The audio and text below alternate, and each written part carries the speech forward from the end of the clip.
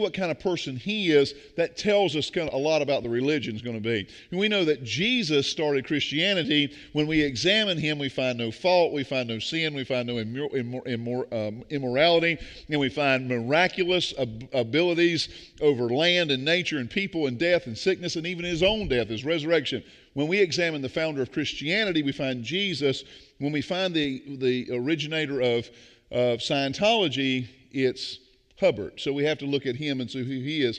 Here's what his biograph said in his book that he wrote. And you have to be careful when somebody's writing about themselves. You know how it goes sometimes. But he says, he traveled extensively in Asia as a young man. He studied science and mathematics at George Washington University.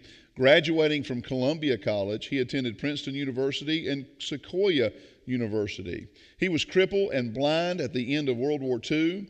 He resumed his study of philosophy, and by his discoveries recovered so fully that he was reclassified in 1949 for full combat duty. It was a matter of medical record that he has been twice pronounced dead, and that in 1950 he was given a perfect score on mental and physical fitness reports. So here's what he says in his biography. He says that as a young man, before he graduated high school, he traveled Asia. He said he studied at all these colleges. He says that during World War II, he was crippled in combat, and that he came and studied some scientific things that are secret, nobody knows, his own studies, and that he was so able to heal himself that he was reclassified as not crippled anymore, but now fit to do and serve in combat. And he's died twice and came back. Now, that's one of those statements, But when you search that, you find that Hubbard attended high school in America, and he had never been to Asia as a young man at all, ever, like never been. Just threw that in the biography just to make it sound good. His medical records show that he was never crippled, blinded, or wounded in World War II, let alone being pronounced dead twice. Now, when you think about that, it kind of makes you think, what in the world? That doesn't make sense. He has some graduation problems in that he never graduated from Columbia College, and that he did graduate from Sequoia University, but Sequoia University was shut down in 1958 by California because it was just a diploma mill in a house. They were just printing off certificates and giving them to people. And so the only thing we find true is that he did receive a degree from Sequoia, but that it wasn't any good because it's not really attached to any kind of school. It's just kind of a meal, and you can go get those about anywhere.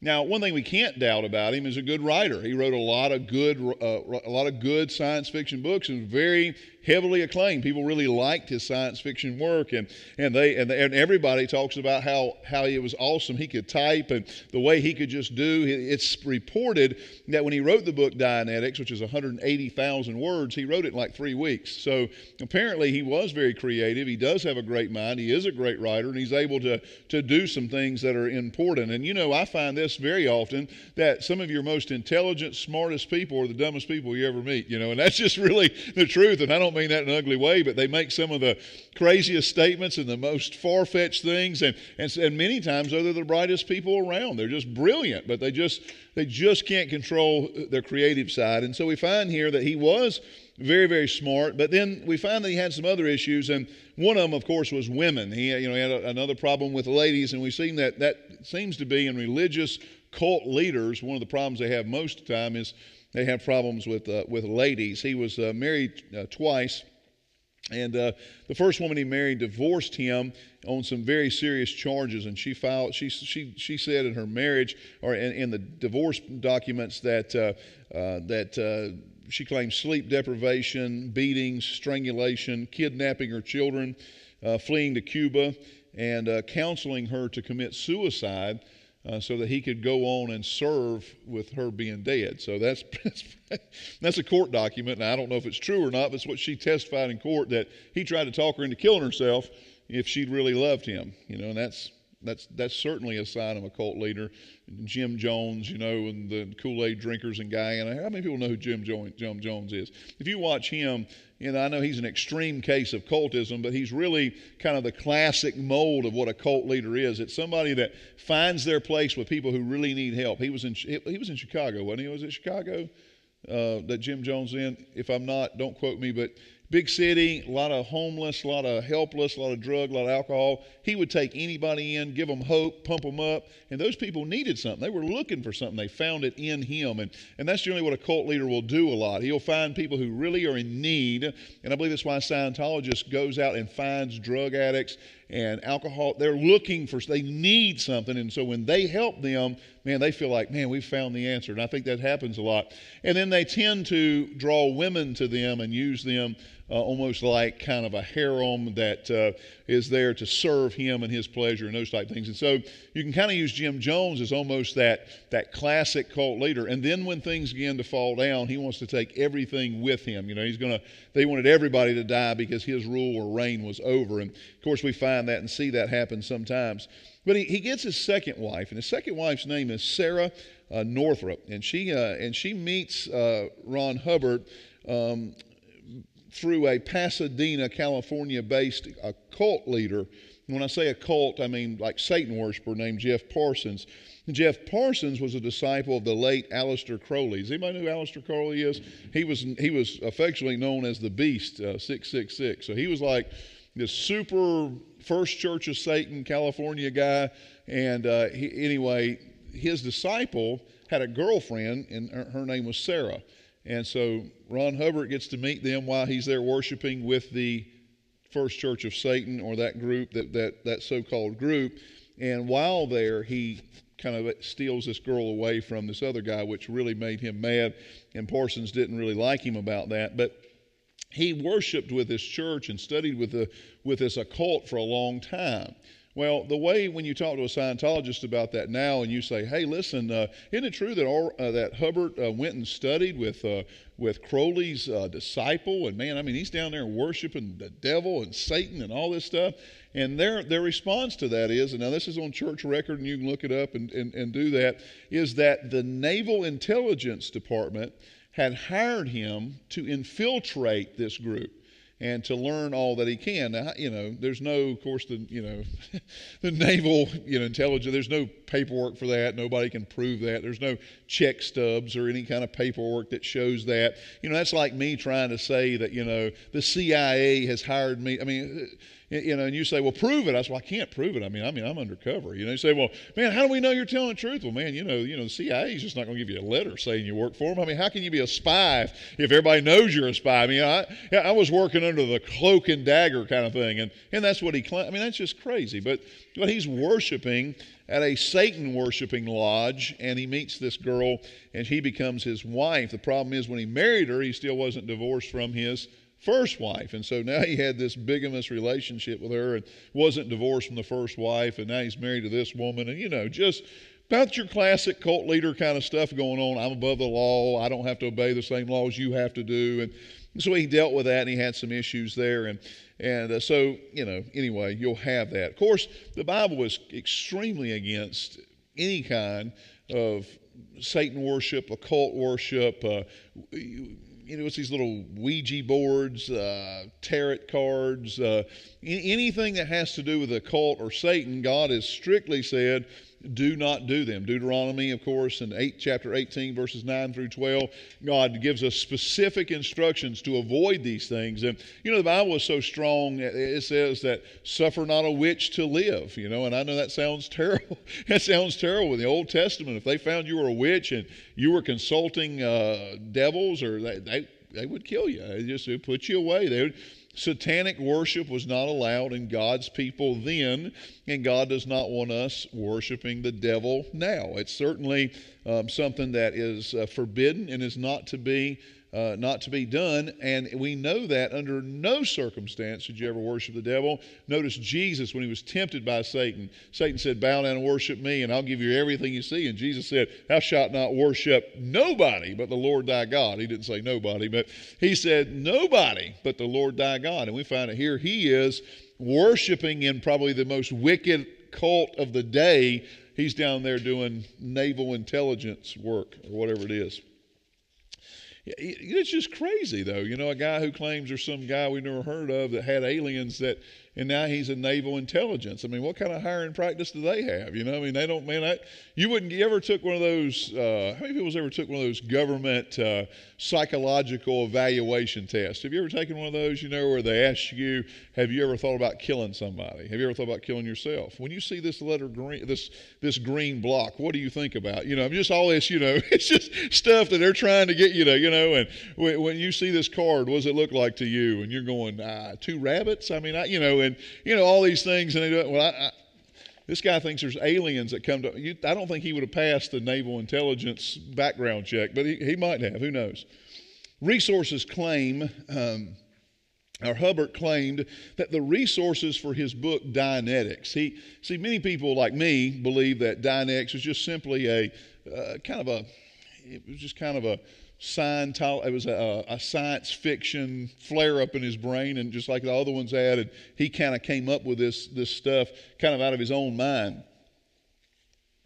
But he claims differently. He claims in the book, he says, and I'm quoting, he says that the medicine man of the Goldie people of the Manchuria, the shamans of the North Borneo, the Sioux medicine men, the cults of the Los Angeles and modern psychology.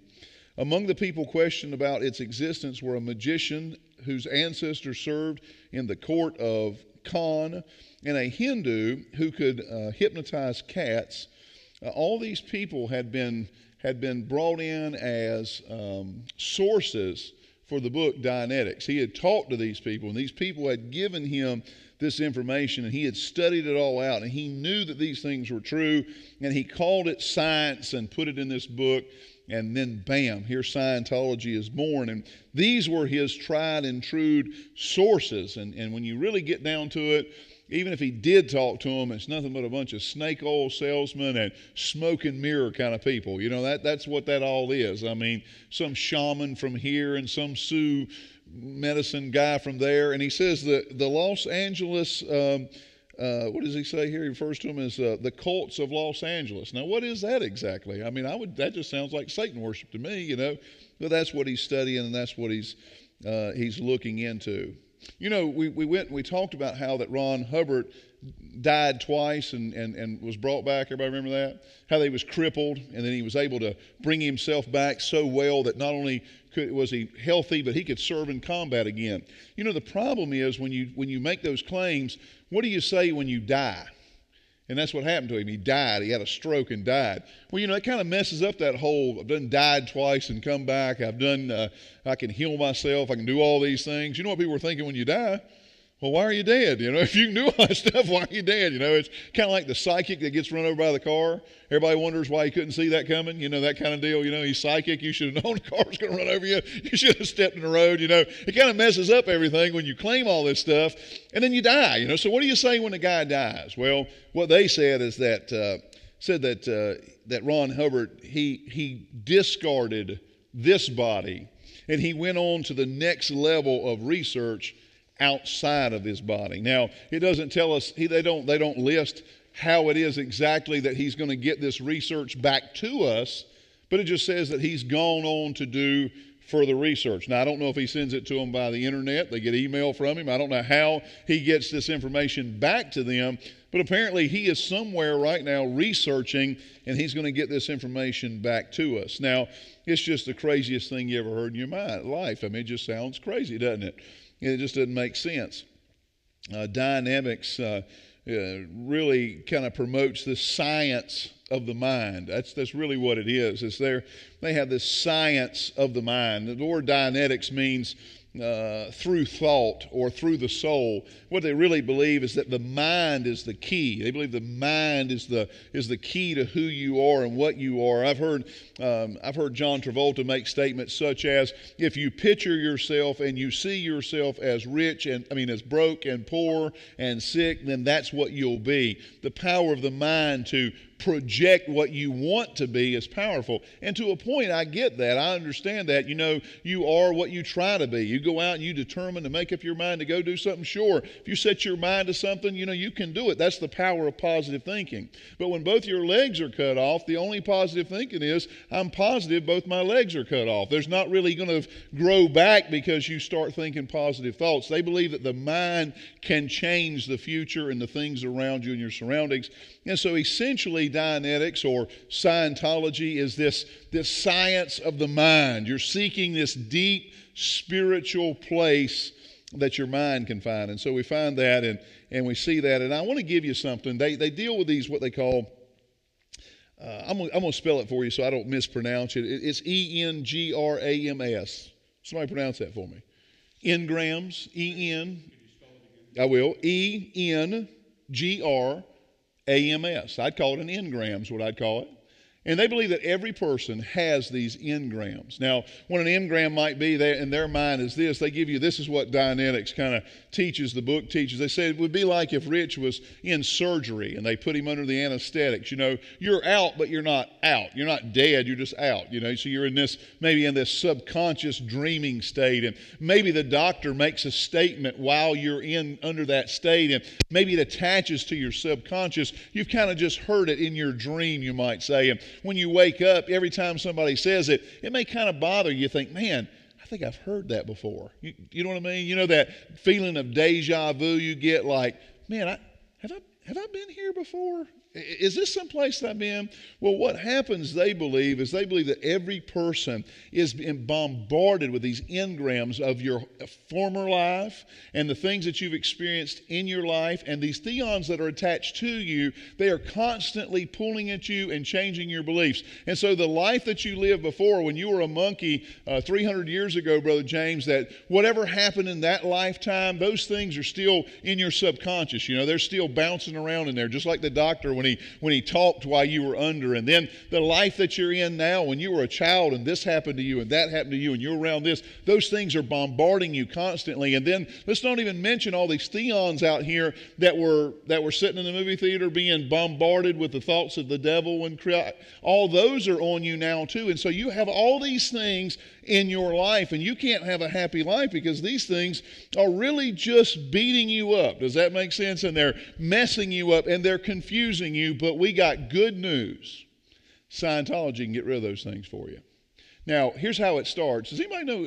I was watching reading an article where a guy paid £5,000 for his entry course into Scientology in England. So £5,000, I don't know how much money that is, but I would believe it's over $5,000. I believe they're about $10,000 to get into this program. So he gets in this program and they go and they sit down with this machine that Hubbard invented, and it's a machine that has two tin cans on the end of it and two wires going back to this machine. So imagine two vegetable soup cans with two wires. Now they look a lot fancier than that now, but that's essentially what it is. It's two cans with two wires that go to this machine, and you hold these things up by your head, right?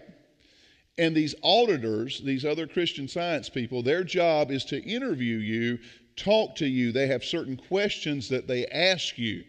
And these questions, they are able to find these engrams, these things that are in your subconscious. They're able to find them, and then eventually they are able to eradicate them from you. They can get rid of them from you, James. Now, it's a long process, James, and the first time might not take. We might not get rid of all of them with the first $10,000. But there's good news. We can do it again. But it ain't free, but we can do it again. As a matter of fact, it's not even discounted. We just do it again. And you know, I find it very funny that anytime you got enough money, people can do something again for you. They can do it. And in these religions, you know, if you got the money, they can really help you. They really can. I mean, they can, they jump right in here. What's funny is back in the 50s, the Journal of American Medical Association, Dr. Morris Fishbeck went on record warning people about these mind-healing cults, and he even refers to Dianetics in the article. He says, do not buy into this mind healing cult. They're not going to fix you. You know, what happens is somebody with schizophrenia, paranoia, or depression, or, you know, they say this guy is selling it as a science, and it's not a science. It is a snake oil is what it is. And so they bring you in, put 2 tin cans on you, and you fire this thing up, and it will tell you. They can trace these things. They can find them, and they can go back to your previous lives, James, and find those things. Now, let me ask you this. If you buy into all this, how can I argue with you if you say that 300 years ago when I was some peasant in Rome that something happened to me? How can I not, I mean, how can I defend? I don't know. I don't know if you're lying or not. How would I know that? I can't remember that. I just, okay, yeah, great. Oh, that's, yeah. I mean, who can say? I mean, I could sit there and do or say anything that I want to do or say to you in that question. But there's many that believe that this questioning that they ask you is more valuable than just to find these things in your life. These questions are what we would call, in essence, blackmail. They sit down with you and they get you to tell your deepest, darkest secrets. Oh, you cheated on your wife 5 years ago. Does she know it? Oh, she don't know it. Oh, well, you know, that could really cause one of these problems. We're going to work on that. So they put that on the card. Oh, you embezzled from your job. Man, that's bad. That's terrible. But hey, listen, it's okay. We make mistakes. It's no big problem. It's not a big deal. How much did you take? Oh, you did. How'd you do it? Oh, you didn't. They put all that stuff down your card. Now, 5 years, let's fast forward. You're doing great. You say, you know what, guys? I've really enjoyed my time here at Scientology, but I just think I need to move on. You know what they say? Hey, man, what about that little thing that happened down at your job? You really want to jump out on us? Well, where are you going to go? You cheated on your wife. Man, you remember when you was talking about they use it to blackmail the members to stay in the church. Can you imagine that? That's the power and the control they have of the people. The questioning is, one, to find out what the problems in your life are so they can help fix it. But number two, it's so that they can have it for their use when they need it. Does that make sense? They say that J. Edgar Hoover, anybody know who he is? Started the FBI.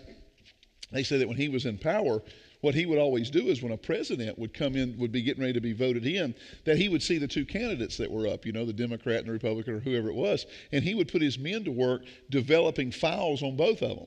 Go dig the dirt on either one of them. Get as much dirt as you can on either one of them. And you would think, well, why would you do that? So that no matter which one was elected president, and the president come in and said, you know, listen, I've really been thinking about a new director, he could say, well, you might want to read that file before you think about a new director. And he had control over who was coming in. Christian Scientology says these questions we're asking is for your health and for your benefit. But when you go to leave, they pull them out of the corner and go, oh, by the way, you know, we don't want to have to tell your boss what happened, but we will. And that's the way they control the people, is they control the power. Okay, we'll take a break. When we come back next week, we'll talk about Christian Science. We'll get into the more of the way they work, the way they operate, how their church runs, and some really interesting things that's kind of neat, and I think you'll find it cool on how I was telling you earlier, how they don't really desire to fit into our society. They kind of feel elitism or whatever, but we'll talk about some of the trouble they got into in the 70s through that, and how that some of them went to prison for a long time because of it. All right, that's good. Take a break.